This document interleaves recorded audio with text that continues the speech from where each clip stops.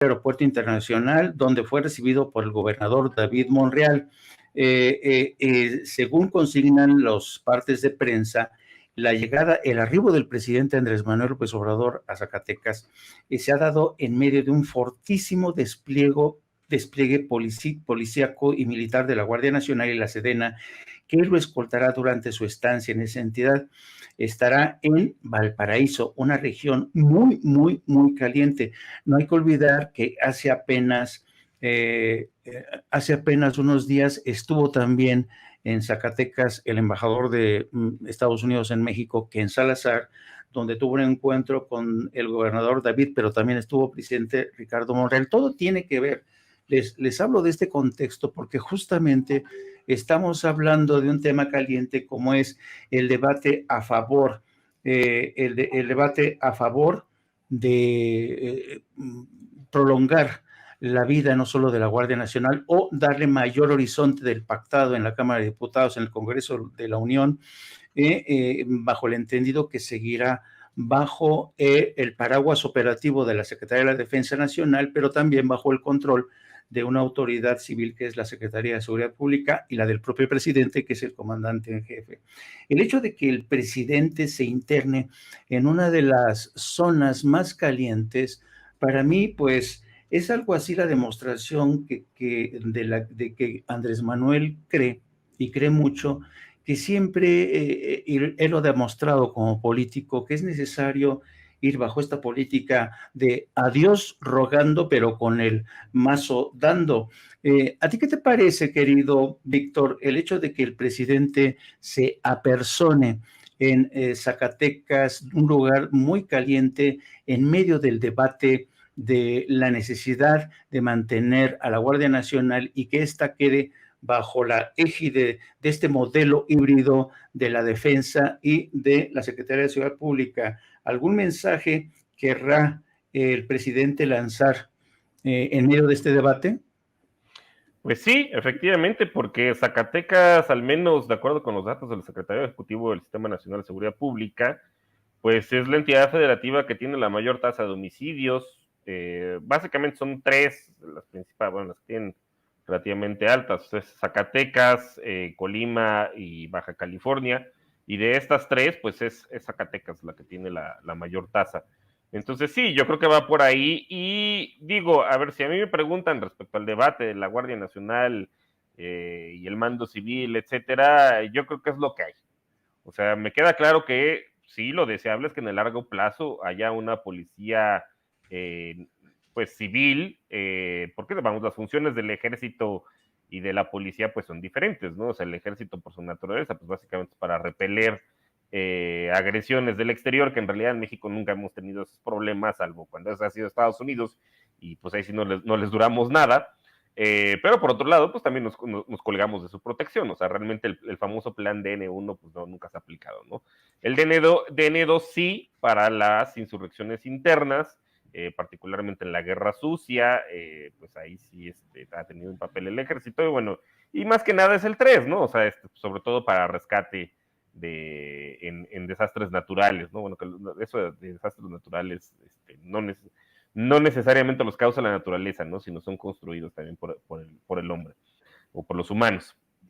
Pero bueno, o sea, sí, lo óptimo sería tener una policía civil, pero ya vimos qué es lo que pasó, o sea, y por eso se tuvo que deshacer el anterior, la que comandaba Genaro García Luna, pues que estaba totalmente o sea, no solamente era él, eran sus lugartenientes, y pues ya eran usos y costumbres que se mantienen dentro de las instituciones, que en este caso pues era mucho mejor cortar de tajo que pues tratar de rehabilitarla, porque sí tenía una penetración fuerte y se reflejaba en la confianza que le tiene la gente. O sea, pues si comparamos, por ejemplo, la Policía Federal, y esto no lo estoy diciendo yo, lo dice la Encuesta Nacional de Seguridad Urbana que levanta el INEGI cada trimestre. Si vemos el último trimestre que estuvo en funciones la Policía Federal, en comparación con la Guardia Nacional, pues sí hay una mejora de casi 7 puntos porcentuales. O sea, el 70% de la gente tiene confianza en la Guardia Nacional, mientras que anteriormente pues era un 63%. Entonces sí vemos una mejora en ese caso, y pues la única institución que queda, que pues no está, digo, tampoco voy a decir que sea la panacea del ejército, pero o sea, la gente tiene buena confianza tanto en la Marina como en el ejército. O sea, hay un porcentaje relativamente importante y pues son las únicas instituciones que tienen pues experiencia, ¿no? Literalmente en el manejo de armas, porque las otras son las policías estatales y la gente no les tiene tanta confianza y mucho menos en las policías municipales. Entonces, pues es lo que queda, y para que no pase justamente pues una infiltración por parte del crimen organizado, como sucedió con la Policía Federal de García Luna, pues hay que irla blindando, ¿no? Y pues con la esperanza de que algún día se pueda transitar hacia tener un mando civil más adelante, pero pues por lo pronto no es la solución óptima, pero pues es lo que hay, ¿no? Y es lo viable, y pues se ha reflejado de alguna forma justamente quizá en otra cosa que deberíamos comentar, o sea, en las estadísticas, en las tendencias, que por más que la oposición haga la trampa de mencionarlas en términos absolutos, pues eso es una trampa, hay que mencionarlas en términos de tasas, y lo que sí vemos es que hubo una cierta estabilización más o menos por ahí de 2019, pero a partir de 2020 vemos una tendencia hacia la baja en la tasa de homicidios, que también hay que recordar que los homicidios en primera instancia son competencia de las fiscalías estatales, no de la Fiscalía General de la República ni de una policía o de una Guardia Nacional. En primera instancia, pues es tanto de las secretarías de las entidades federativas como de sus propias fiscalías. Pues quiere decir que de entrada ahí está el primer fallo. O sea, tiene que entrar la Guardia Nacional e incluso el Ejército y la Marina de manera supletoria, simplemente porque se ven rebasados o no tienen las capacidades para enfrentar al crimen organizado, ¿no? Eventualmente lo deseable sería, pues, que quienes resuelvan todos estos problemas del fuero común, tanto robos, los famosos delitos de alto impacto, ¿no? Secuestros, extorsiones, etcétera, pues son competencia en primera instancia de las entidades federativas, tanto de sus secretarías como de sus entidades. Ya lo que iba a comentar respecto a la encuesta que les decía, es la del Reforma, es la del Reforma misma la que dice que 2/3 partes de los encuestados, de los entrevistados, dijeron que no están de acuerdo con la alianza entre el PRI y el PAN, y mucho menos tampoco con Movimiento Ciudadano. Y eso que, pues digo, hay que reivindicarle algo al Reforma, ¿no? Quizás es lo poco que les quede de credibilidad, sus encuestas, pues porque pues, nadie va a decir que el Reforma es obradorista o es morenista, ¿no? Simplemente pues lo dirige el que era anteriormente el testaferro de Claudio X González, ¿no? Juan Pardinas, y pues no creo que les quiera hacer ningún favor a Morena ni nada, o sea, pues ahí lo están reflejando, que 2/3 partes de los entrevistados no están de acuerdo con esa alianza. Iba a decir contra natura, pero pues no, la verdad es que los hechos son lo mismo. Así es. Oye, pues efectivamente fíjense que yo a veces, a mí me impresiona cómo los políticos y los partidos políticos y los medios de comunicación como que avanzan de espaldas a la realidad. Y hoy incluso percibo en algunos políticos de Morena un sentido de cabreo, entre cabreo y frustración. Y precisamente le quería preguntar a nuestra querida Meme Yamel. Fíjate, Meme, hoy la senadora de Morena, Antares Vázquez, en este debate intenso que se está dando en el Senado, pues hizo uso de estadísticas, habló de cómo realmente se ha trabajado a favor de un descenso de la violencia, sigue habiendo violencia en México, y el propio secretario de Gobernación, Adán Augusto, lo ha reconocido. ¿Por qué? Pues porque los gobiernos anteriores no hicieron bien su tarea. Pero hoy la comparecencia de Antares Vázquez llamó mucho la atención porque ella pidió incluso a los ciudadanos, dice, los ciudadanos que están mejor informados que nuestros correligionarios del PAN y del PRI, están mejor informados, y yo le pediría que el pueblo de México nos ayude a desmontar las mentiras. Vamos a escuchar, querida Meme, este llamado de Antares, y te pediré que por favor nos des tu opinión. Antares Vázquez Alatorre, del Grupo Parlamentario de Morena. Adelante, senadora. Gracias, presidente. Le pido considerar el tiempo que tuvo mi antecesora. Adelante, Bien. senadora. Gracias. Quiero dirigirme al pueblo de México, no a quienes están del lado derecho de este Senado, porque es evidente que no van a entender. Pero yo lo que quiero es ayudar a que nos ayuden ustedes a desmontar las mentiras de la derecha, sus lugares comunes, las tonterías que repiten una y otra vez en las redes sociales, en la república de Twitter, que es donde ellas y ellos gobiernan. La estrategia de seguridad de abrazos no balazos ha fracasado. Reducen toda una estrategia a una frase que dice el presidente, en contraposición con lo que podemos reducir de ellos, la de mátalos en caliente, ¿verdad? Pero vamos a ver si ha funcionado o no la estrategia de seguridad. Acá, a ver, ¿me ayudas para ponerlo un poco más atrás? Pero alcanza ahí a ver las personas. Esto es a partir de 2015. La tendencia, bueno, aquí viene desde los otros sexenios, Bueno, desde 2015, y pueden ver la creciente en los delitos del fuero federal, que son los que en todo caso le toca atender al gobierno federal. Y entonces, esos delitos del fuero federal, a partir del 1 de diciembre de 2018, han tenido una reducción del 25% en la tendencia creciente que nos dejaron los gobiernos de la derecha, comenzando, bueno, desde el terrible Vicente Fox, por supuesto dañadísimo Felipe Calderón. Entonces, 25.1% se ha reducido. Lo más lamentable que hay en la inseguridad es sin duda el homicidio doloso. El homicidio doloso, que dicho sea de paso, es un delito del fuero común. Es delito del fuero común.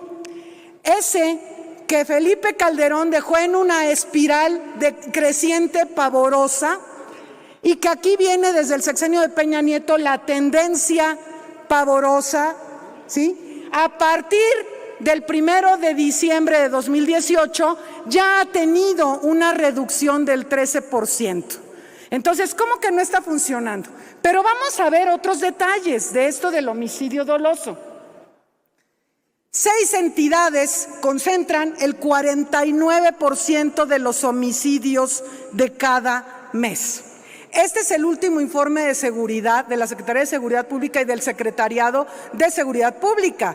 Para que no anden trayendo aquí grafiquitas inventadas de no sé qué, esta es información pública que por supuesto la derecha no ha visto, porque se los tienen que venir a traer aquí en la manita, porque ellos no pueden buscar.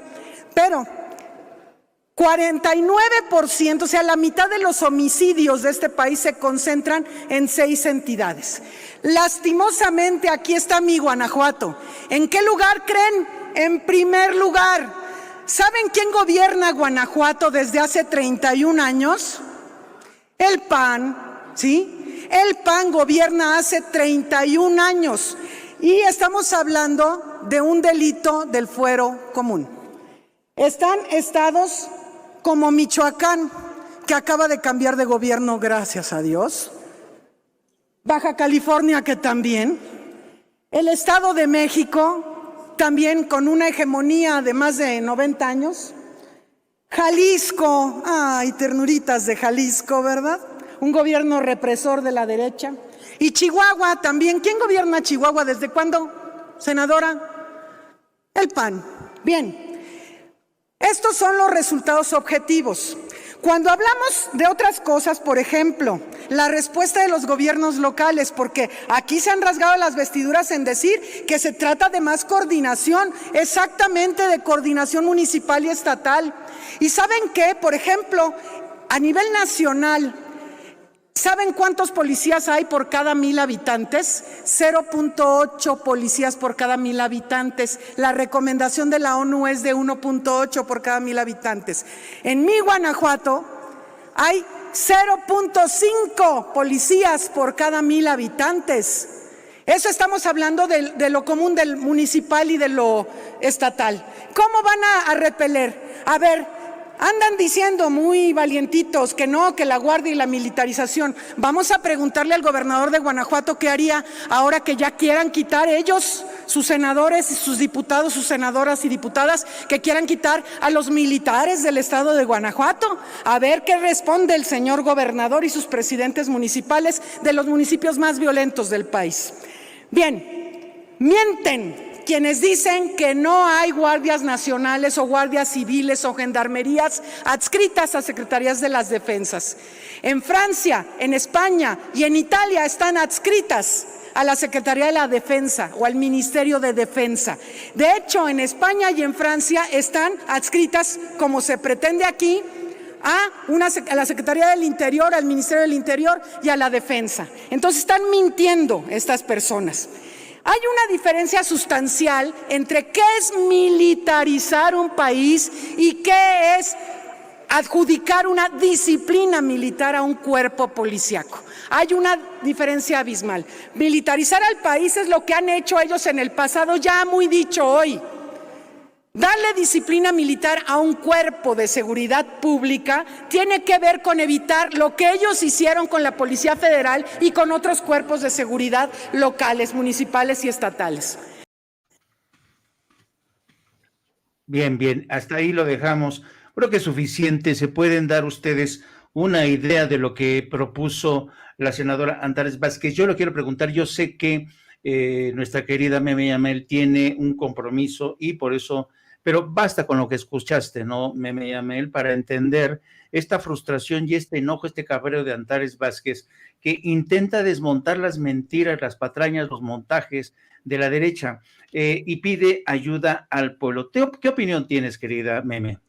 Es que es la realidad. El problema de la Guardia Nacional, y miren, seamos muy honestos, nadie los quisiera tener afuera. Siendo bien realistas, no conozco una sola persona que diga, ay, sí, qué padre, quiero ver a los militares en las calles. Y lo digo en el sentido de lo que quisiéramos es que no fueran necesarios. O sea, ¿qué más nos gustaría que no fueran necesarios y que no tuviéramos esta situación de violencia, que no estuviera desbordado, para que estuvieran en los cuarteles y que viviéramos en un país de paz? ¿Qué más quisiéramos todos esto? Pero desde el momento en el que Calderón deja salir a los militares, más bien saca a los militares de los cuarteles, que parte lo sacó sin ningún estudio de que fueran necesarios. Lo sacó sin ningún tipo de documento o de, vaya, lo sacó sin nada que acreditara que eran necesarios. No hubo un estudio, solamente hubo un berrinche y un capricho por legitimar una administración y entonces dijo, hay que sacar a los militares de los cuarteles. Los pone, empieza la guerra contra el narco, lo decía también en estas reuniones Félix Salgado Macedonio, en qué momento Calderón preguntó a los legisladores si queríamos realmente hacer una guerra contra el crimen organizado, por ejemplo. O sea, de qué manera Calderón se vio muy demócrata cuando arranca la guerra contra el crimen organizado sin pedir permiso a ninguno de los poderes, se mandó solo. Entonces, hoy que vengan a cuestionar que por qué se están haciendo estas modificaciones resulta bastante absurdo. Y lo peor del caso es que no están midiendo lo que ha pasado. Desde que Calderón lo saca y Calderón hace esta guerra contra el narco y luego viene Peña y mantiene la guerra, Peña no hubo ningún cambio en la seguridad, podemos decir que no tuvo estrategia de seguridad más que continuar con la misma línea. Ninguno de los dos logra darle una regulación a las Fuerzas Armadas, no lo logran, llegan las Fuerzas Armadas, están en las calles y, por ejemplo, la administración de Peña, donde también se dieron, en ambas, pero donde se dieron agravios o se dieron violaciones por parte de las Fuerzas Armadas, teníamos a un Cienfuegos que decía no cuestionen a mis militares y nunca hubo un presidente que le dijera a Cienfuegos le bajas y me los pones aquí porque los tenemos que cuestionar, jamás. Nunca se dio esa situación, o sea, el comandante de las Fuerzas Armadas estaba pintado, pesaba mucho más Cienfuegos que Peña Nieto, entonces no hubo ningún tipo de diferencia. Llegamos a esta administración con altos índices de delincuencia, con altos índices de asesinatos, de secuestros y demás. Y llegamos con un punto de partida de vamos a hacer algo diferente.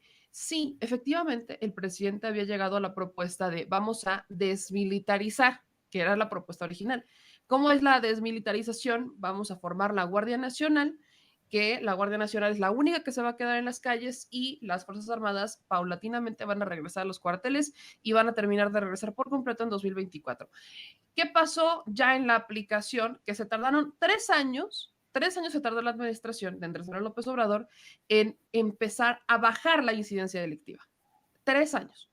Entonces, empieza a subir, evidentemente el pico va arriba. Llega este pico de violencia, llega Andrés Manuel López Obrador y logra contenerlo, pero no bajarlo hasta después de 3 años. ¿Qué nos quiere decir eso? Que no estamos en condiciones de regresar a las Fuerzas Armadas a sus cuarteles. No hay condiciones para ello.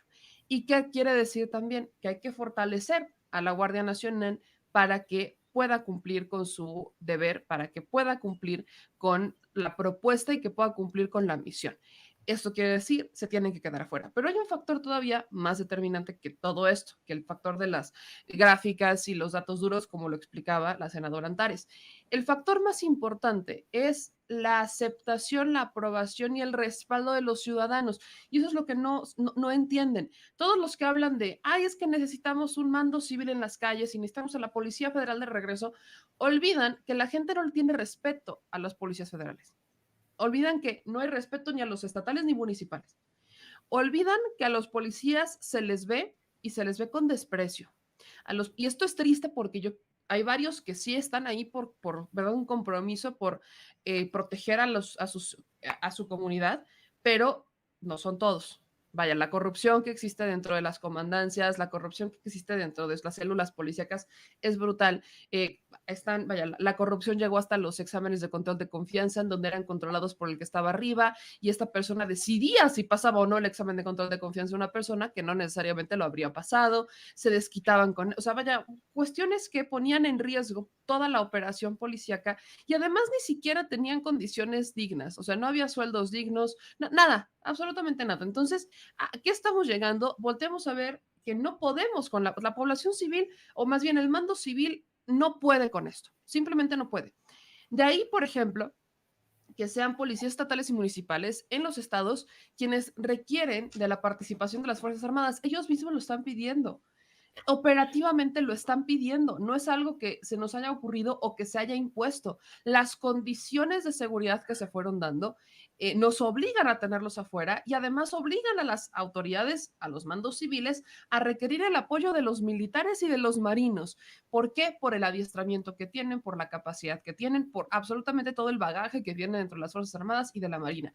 Así que cuando volteamos a ver en índices de aprobación en estas encuestas nacionales que hace el INEGI, ¿cómo anda la aprobación y el respaldo a estas corporaciones? Evidentemente es natural. Vemos que la gente se siente más segura teniendo un militar en la calle que viendo un policía federal en la calle. Vemos que la gente se siente más segura cuando una operación es encabezada por la Marina a que sea encabezada por las autoridades civiles.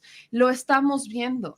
Durante los años que han estado afuera de los cuarteles, no se ha desgastado la imagen, que recuerdo, este era un argumento que se utilizaba desde Peña Nieto, de no podemos mantenerlos afuera porque se va a desgastar la imagen. Bueno, miren los años que llevan afuera y la imagen se ha fortalecido, pero no necesariamente por lo que ocurrió en la administración de Calderón o de Peña, sino por lo que está ocurriendo en este momento con las Fuerzas Armadas, que están viendo, la gente está viendo que las Fuerzas Armadas no están, vaya, ya tienen tareas como la construcción, tienen tareas en donde ellos ya no solamente es el plan de N3, sino que incluso se ha dignificado, que eso también es muy importante conocerlo, se ha dignificado a las Fuerzas Armadas. Antes, por ejemplo, en donde está Santa Lucía, y esto porque fuimos a hacer el tour y nos lo dijeron uno de los militares nos dijo, no tenían ni siquiera dónde guardar las cosas, todo se mojaba, estaban con lonas. Así que ellos ni siquiera tenían condiciones dignas para hacer el trabajo para el cual estaban asignados, como por ejemplo el plan de N3, que casi siempre sale de Santa Lucía. Así que hoy vemos que viene una dignificación a las Fuerzas Armadas, viene una cooperación entre las Fuerzas Armadas y viene un trabajo distinto con las Fuerzas Armadas. Que esto quiere decir que ¿estamos exentos de que cometan violaciones? Por supuesto que no. Y creo que aquí entra también otro factor determinante. Ayotzinapa, por ejemplo, yo en mi vida, y díganme ustedes si vieron a Enrique Peña Nieto ponerle un alto a las Fuerzas Armadas y decir, van y le rinden cuentas a la gente porque aquí hay gato encerrado. Jamás, nunca pasó.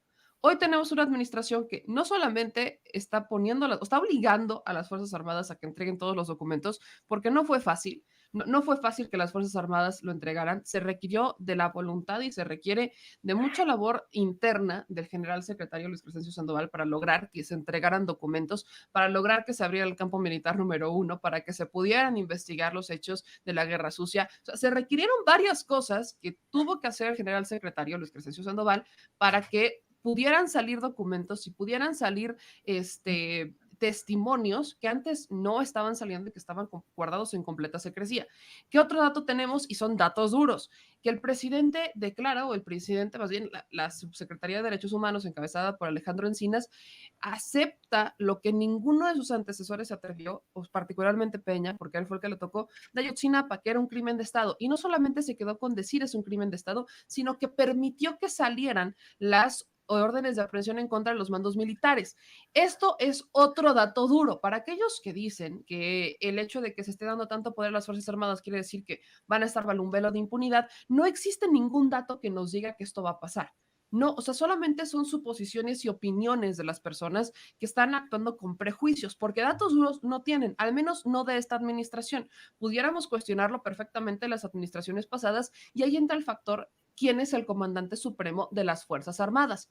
Porque Calderón, evidentemente, nunca permitió que las Fuerzas Armadas siquiera rindieran una declaración. Con Peña rindieron declaración, pero las declaraciones que decía Cienfuegos era de a mí ni me preguntas ni me cuestionas y yo soy intocable. Y las declaraciones que se dan con el presidente López Obrador son prácticamente de una aceptación, de decir, bueno, sí, se han cometido errores, por ejemplo, incluso con la Guardia Nacional en días recientes en operativos en donde, por ejemplo, fallece una niña, está él, no vamos a dejar que esto quede impune. Vamos a hacer una investigación interna y si efectivamente fue por una situación que ocurriera dentro de esta, o sea, que nosotros fuéramos los responsables, vamos a hacernos cargo de esto y se va a tener que castigar a quien se tenga que castigar. Esto ha pasado, ahí están las investigaciones, ahí están suspendidos a los elementos de la Guardia Nacional, ahí están las investigaciones. Entonces, estamos viendo que esta administración no está dándole un cheque en blanco a las Fuerzas Armadas, porque si tenemos datos duros para entender eso, ¿por qué del otro lado no lo ven, no lo entienden? ¿Por qué omiten estos hechos que se han dado, que no son sacados de mi alucinación o de imaginaciones ajenas, sino que se han dado estos hechos? Ahí están registrados, ahí están las investigaciones, que debemos estar mucho más pendientes, hay que estar mucho más pendientes, pero de una manera muy clara.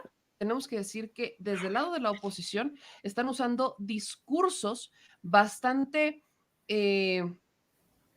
vaya, evidentemente falsos, pero discursos que están salidos de una, vaya, de unas ideas bastante raras, que están salidos de juicios de valor, están salidos de sus opiniones personales que quieren hacer pasar como noticias y no están tomando en cuenta los hechos. Así que hoy que vengan a dárselas de, ay, no, es que nosotros, como están militarizando al país, o lo que ocurrió ayer, que se enojaron porque estaban rescatando a una persona secuestrada y que dijeron, no, es que eso es falso, seguramente no había ningún rescate y fue una operación, falsa y fue todo un montaje, como lo dijeron. Por Dios, creo que sí tenemos que empezar a dejar de creer en las hadas, dejar de fumarse churros, que por favor dejen de ver películas de acción o de conspiración y que busquen los datos duros antes de opinar. Eso es lo único que deben de hacer. Dejen de opinar y busquen los datos duros y después de conocer la información y los datos duros, entonces opinen. Porque lo único que están haciendo es incluso quedar en ridículo, porque gran parte de la población, que son los mismos que respaldan a las Fuerzas Armadas en las calles, saben lo que está pasando, saben que no hay ningún cheque en blanco y saben perfectamente que las Fuerzas Armadas, al menos en esta administración, no tienen este velo de impunidad que sí tenían con Peña y con Calderón, a los que jamás cuestionaron, porque esa es otra. Me encanta cómo dicen que, ay, es que aquí los quieren militarizar y no sé qué, y a Calderón nunca le dijeron nada. A Peña Nieto nunca, fueron muy pocas voces las que lo dijeron, pero esas voces venían desde la sociedad civil. Hoy, qué curioso que sean los políticos que ahora se las dan de muy puros, de no, ¿cómo los vamos a tener allá afuera? No, qué cosa, qué tragedia.